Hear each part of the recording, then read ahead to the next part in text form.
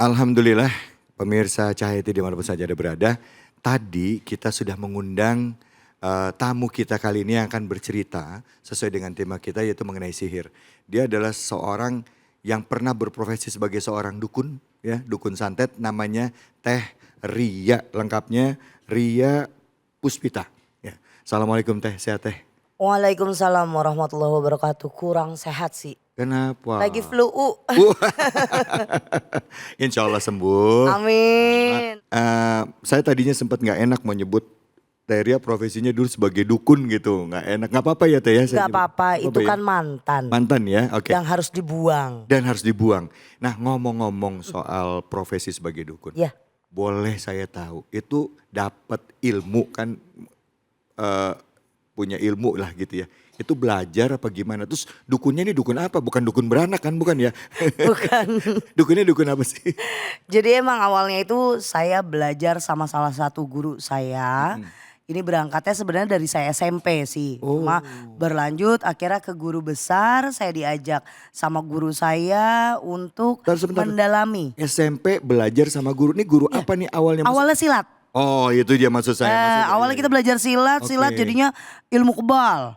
Oh. Udah hitam itu kan di situ. Mulai lanjut setelah saya lulus sekolah, ada beberapa konflik di hidup saya.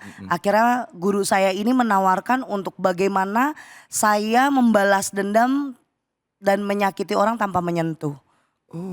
Dan akhirnya saya mendalami selama 41 hari ilmu hitam ini ke santet, teluh, guna-guna.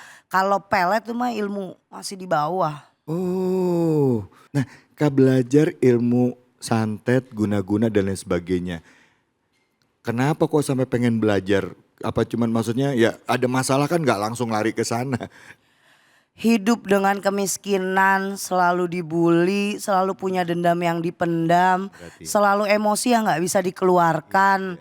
Terus akhirnya cari solusi, orang ini atau guru saya ini kan kasih solusi yang bikin saya, oh iya saya harus teriak. Iya. Saya harus ngelakuin sesuatu biar orang tahu siapa saya. Iya. Biar tidak lagi ada yang bikin saya sakit hati gitu. Iya. Awal yang paling besar itu ada dendam saya. Sakit hati saya yang saya memang tidak bisa ngeluapin saat itu. Jadi saya pendam dan akhirnya siapapun dia yang nyakitin hati saya dan siapapun yang datang di depan saya karena ngerasa disakitin, saya akan cari orang itu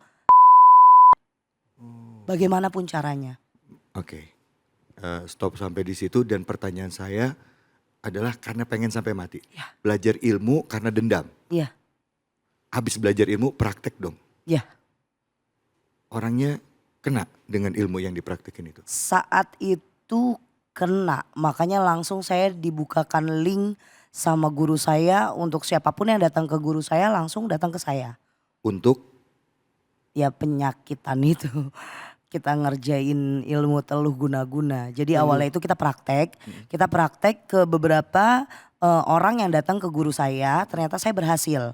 Selama 1 minggu itu saya berhasil membuat seseorang itu sakit. Apapun request itu saya lakuin.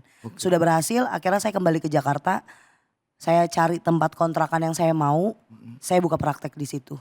Oh gitu, oke. Ustadz Alam ada yang mau ditanyain gak Ustadz Alam? Silakan. Ya, nah ini menarik. Saya pengen bertanya dengan angle Mbak Ria tadi. Berarti kan sudah melakukan kaitannya dengan sihir, kemudian santet dan segala macamnya. Iya. Oke. Kalau dari sisi angle ilmu itu, ada nggak orang yang tidak bisa terkena itu? Apa yang harus dia miliki? Kalau untuk angle-nya kita menyakiti seseorang atau target yang sudah ditentuin sama orang yang datang, sebenarnya hampir lebih dari 30 korban itu kita tidak bisa masuk atau tidak bisa nyakitin dia. Karena satu, iman dia terlalu kuat, Ustadz. Sholatnya pakai hati, yang benar-benar ngadep ini saya dengan Tuhan dan ninggalin duniawi. Makanya yang saya bilang kenapa orang yang lagi sholat aja bisa kena. Karena sholatnya gimana dulu. Jangan semata-mata kita sholat ngambil wudhu udah buru-buru yang penting gue udah sholat. Nah itu gampang kena. Gampang kena ya? Gampang kena. Oke. Kita ngomongin orang yang tadi orang yang bisa kena adalah orang yang seperti tadi, yang Ya. nggak khusyuk dalam ibadah. Ya. Nah sekarang sebagai seorang yang belajar ilmu hitam ya. Saya boleh ngomong gitu ya Teh ya? Ilmu hitam boleh ya Teh ya? Boleh. Orang yang belajar ilmu hitam, maaf, pasti cara belajarnya juga nggak benar. Karena kadangkala maaf, orang pergi belajar ke perguruan silat. Saya nggak ngomong semua perguruan silat kayak gitu, tapi ini salah satu saya ngomongin untuk kasusnya Teh. Ada nggak ritual-ritual yang nyeleneh? Yang memang di luar arti kita biar bisa ngebedain loh gitu. Kadangkala kan bungkusnya agama nih gitu. Tapi ada nggak ritual yang nyeleneh yang memang akhirnya mengarahkan itu ke hal yang hitam sehingga akhirnya Teteh punya ilmu hitam itu? Ya pasti ada. Misalnya Teh. Saya aja ngelakuinnya itu 41 hari berendam di dalam telaga. Itu tidak makan, tidak minum. Itu aja udah di luar logika orang.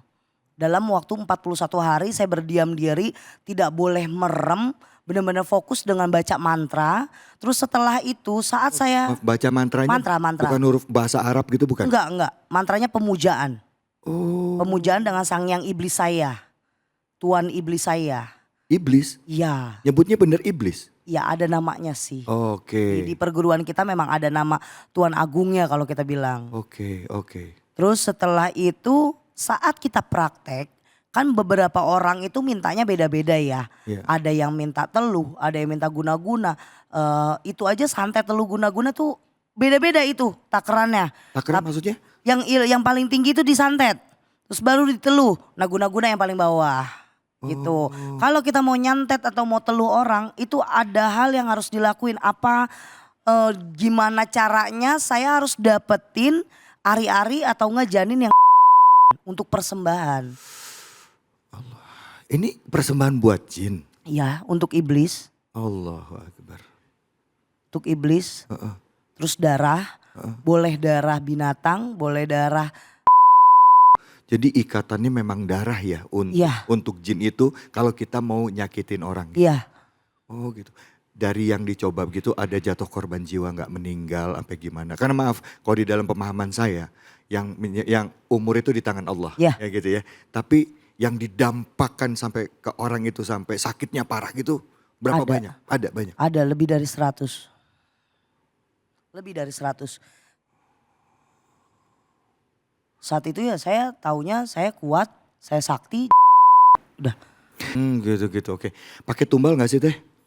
Kalau untuk santet teluh guna-guna yang penting kuat bayar. Tapi saya kan juga ada untuk penglaris. Nah kalau untuk penglaris itu yang namanya pemujaan pasti ada Ini tumbal. penglaris nih buat warung. Iya buat warung, tempat pebisnis usaha. iya.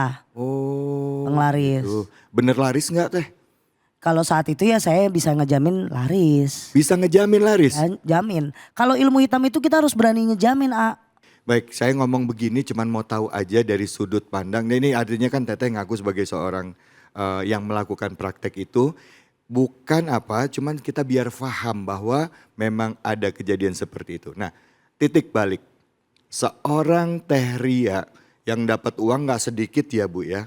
Berhasil, sukses.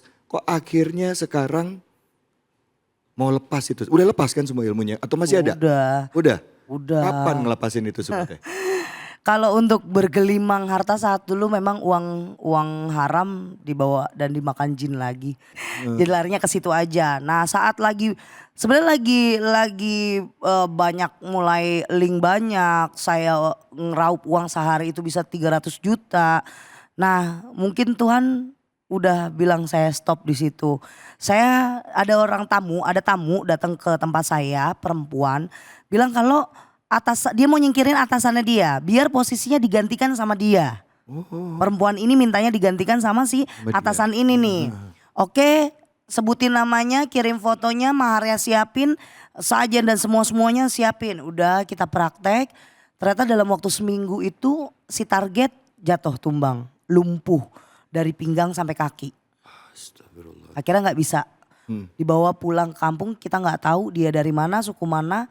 Ternyata malam itu malam ke-8 kan beda sehari aja itu ada serangan balik Ke Teteh? ke saya. Oke. Dan itu semua kan di bejana saya itu pecah. Tapi yang pecah 3. Meledak 1, meledak 2, yang ketiga meledak bareng sama semua kebakaran. Saya menyelamatkan satu kendi ini. kendi ini saya selamatkan tapi saya udah nggak bisa, akhirnya saya pingsan. Oke, terus pada saat pingsan? Sadar, sekujur tubuh saya rasanya panas. Saya ditolong sama ada warga di situ, Ya. ditolong. Akhirnya saya pulang ke rumah. Itu di atas kepala saya sejengkal, itu ada pusaran api.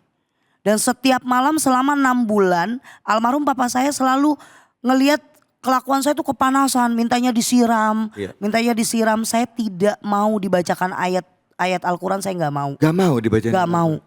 Padahal di hari ketiga, di bulan ketiga saat papa saya lagi bacain surah-surah Al-Quran, itu dari telapak kaki saya sampai dengkul itu adem padahal.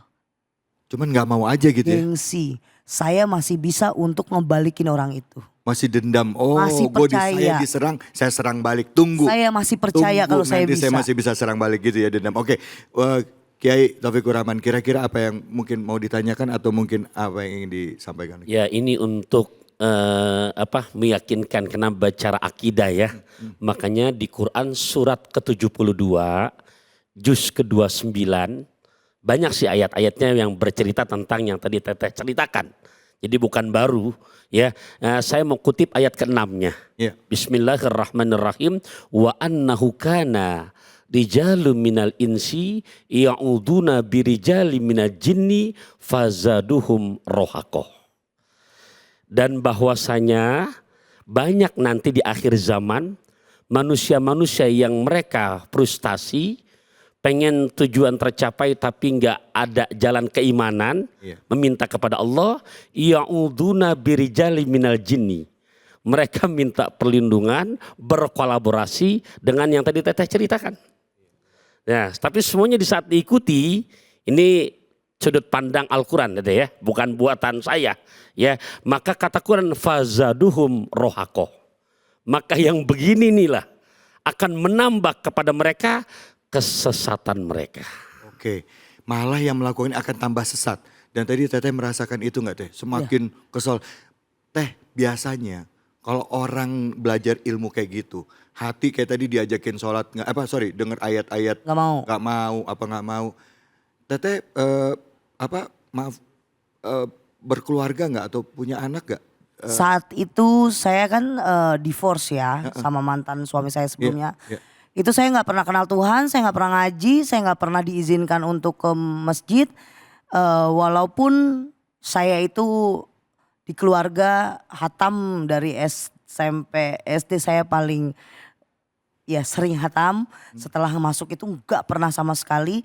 Tapi setelah saya hijrah, saya ketemu dengan suami saya menikah, saya punya anak. Kalau dulu nggak punya anak? Gak punya. Kenapa nggak boleh karena ilmu? Gak boleh karena setiap saya hamil saya minta digugurin. Saya minta tarik gitu untuk jaminan saya.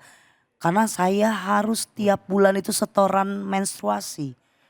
Karena saya harus menikah dengan iblis itu. Saya harus ngikat janji terus sama Nikah dia. sama iblis? Ya. Kawin sama iblis, bersetubuh dengan iblis gitu? Astagfirullah. Oke, baik. Kita nanti masuk lebih dalam lagi tentang prosesnya Teteh hijrah. Tapi saya mau tanya dulu sama ibu-ibu. Ada yang mau bertanya nggak? Silakan. Ibu ada yang mau bertanya. Fadol silakan Ibu. Silakan Teh. Assalamualaikum warahmatullahi wabarakatuh. Waalaikumsalam warahmatullahi wabarakatuh. Nama saya Sabrina Aulia dari Majelis Salim Al-Barokah. Saya mau bertanya, bagaimana caranya kita tahu kalau kita sedang terkena sihir atau santet? Terima kasih Kak. Assalamualaikum warahmatullahi wabarakatuh. Masya Allah, ya waalaikumsalam. Warahmatullahi Gimana wabarakatuh. caranya bisa tahu kita kena sihir apa enggak? Karena bisa jadi kan kalau datang ke dokter dikira sakit. Nah, apa ciri-cirinya? Yang paling kelihatan itu untuk ibadahnya malas. Kalau udah dengar azan juga udah gak ada, di hati tuh gak ada geteran. Terus kedua, rasa takut, rasa cemas itu berlebihan. Kalau di badan sakit udah gonta-ganti dokter, nihil. Gak ada hasilnya sama sekali, sampai USG, sampai semuanya tentang kedokteran tidak ada hasilnya. Boleh tanya ke ahli spiritual atau para kiai alim ulama. Oh gitu, tanya ke alim ulama ya gitu.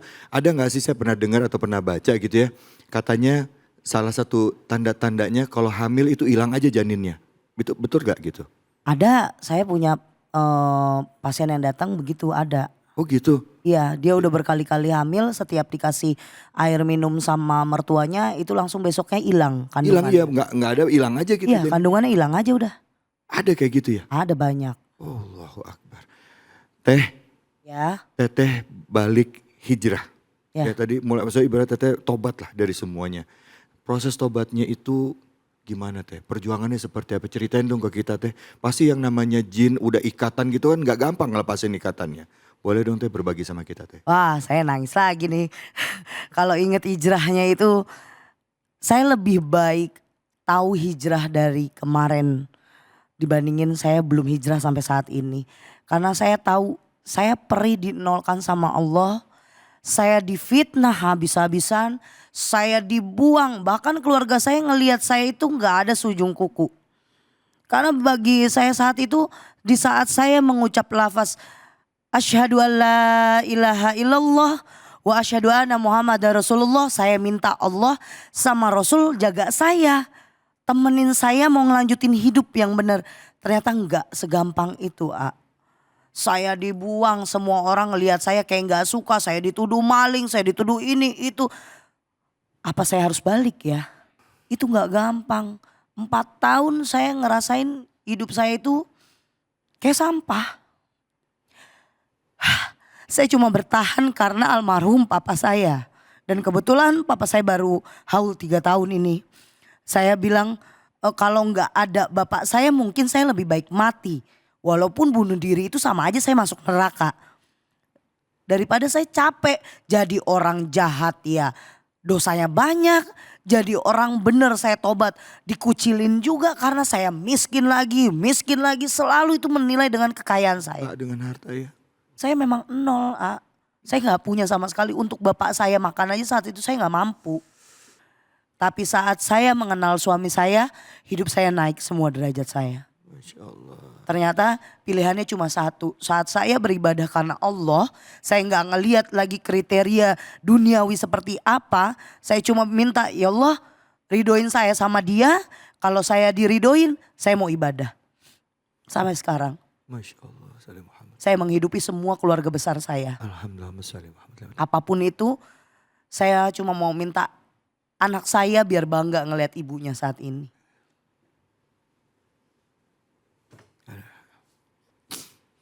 Masya Allah.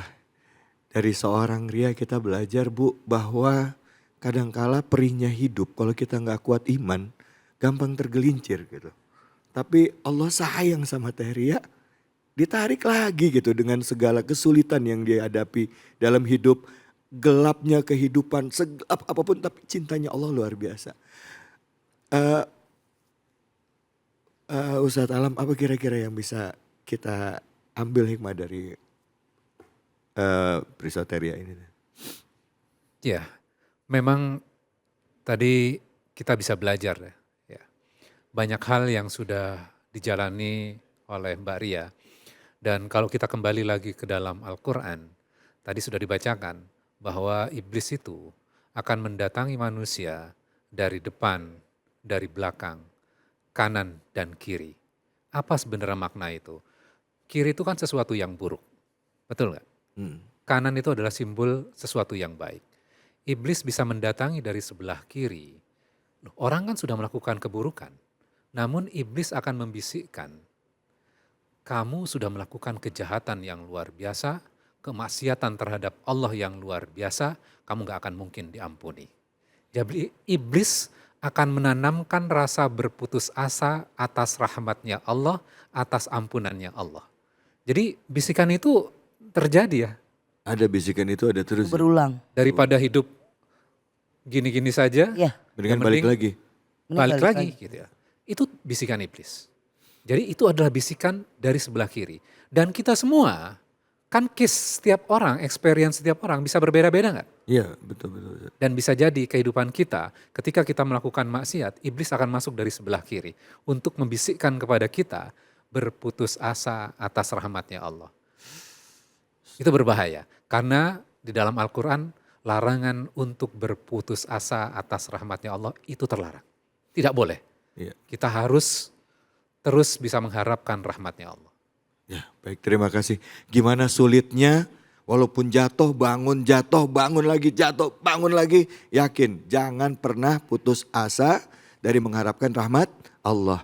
Kiai Fadol Kiai. Ya, di surat ke-24 juz ke-18, tepatnya ayat ke-51, di saat Mbak Ria tadi hijrah, ini bukan hanya Mbak Ria saja, ini bersifat universal. Ya, sebab di saat kita sudah berhijrah, maka ini ayat memberikan gambaran innama kana qaulal mu'minin idza du'u ilallahi wa rasuli liyahkuma bainahum ayyakulu sami'na wa ata'na. Nah, dua kata nih. Jadi betul-betul totalitasnya sami'na wa ata'na. Tapi lihat, memang awalnya mungkin kita dari nol lagi. Habis semuanya. Tapi Allah punya tujuan lain, lihat ujungnya dong. Wa ulaika humul muflihun. Dan mereka adalah orang-orang yang beruntung. Allah. Jadi kalau lagi hijrah Bu, kita lagi pengen deket sama Allah, dari ninggalin maksiat yang tadinya duitnya kesannya banyak, dicuci sama Allah, dibersihin ya. Dibikin susah, tapi Allah lagi pengen tahu dia benar-benar sungguh-sungguh nih mau deket sama aku, kata Allah gitu ya. Teh, di forum nasional ini, di TV, korban-korban teteh udah banyak. Kira-kira mau gak teh nyampein apa gitu sama orang yang udah pernah jadi korban dari ilmu ini ya teteh. Terus kasih tips juga buat pemirsa supaya bisa tetap terjaga dari maksiat, terjaga dari ilmu sihir seperti apa? Silakan teh. Saya nggak pernah tahu siapa yang pernah saya sakitin saat zaman saya jahiliyah dulu. Siapapun kalian, ya mungkin Tuhan dan saya yang tahu siapa-siapa kalian yang di sana. Saya minta maaf. Saya minta maaf kalau memang dulu saya mengiyakan apa yang orang minta untuk menjahati kalian. Dan saya yakin atas permintaan saya, dari sekarang saya ngomong Allah akan menyembuhkan kalian semua. Saya yakin kekuatan Allah yang paling besar. Karena saya sudah tidak memuji iblis, tapi saya akan memuji dan mengembangkan Allah dimanapun saya ada. Dan saya sekarang sudah membantu banyak orang karena saya ingin membalas apa yang telah saya lakukan dulu untuk kalian yang masih suka memakai ilmu sihir. Satu pesan saya, selama saya masih ada di dunia ini, saya masih hidup, gak akan pernah bisa kalian mematikan banyak orang. Dan untuk teman-teman semuanya, ibu, bapak yang mau terhindar dari ilmu sihir, jaga keimanannya, tidak boleh overthinking, harus tenang, tulus, ikhlas dan jaga lisanmu. Masya Allah, baik. Terima kasih banyak ya Teh ya. Buat pemirsa yang ada di rumah ya, yang jadi korbannya Teteh, maafin ya. Kita maafin ya, mudah-mudahan dimaafkan dan Teteh bisa dapat tempat terbaik, diampuni sebuah khilaf-khilafnya. Amin, amin. Dosa-dosanya Amin. diampunin, amin ya rabbal alamin. Jangan mana-mana, setelah ini kita akan lanjut lagi. Bahasan akan semakin dalam, masih bicara soal sihir di dalam agama Islam. Jangan kemana-mana, tetap di Cahaya Hati Indonesia.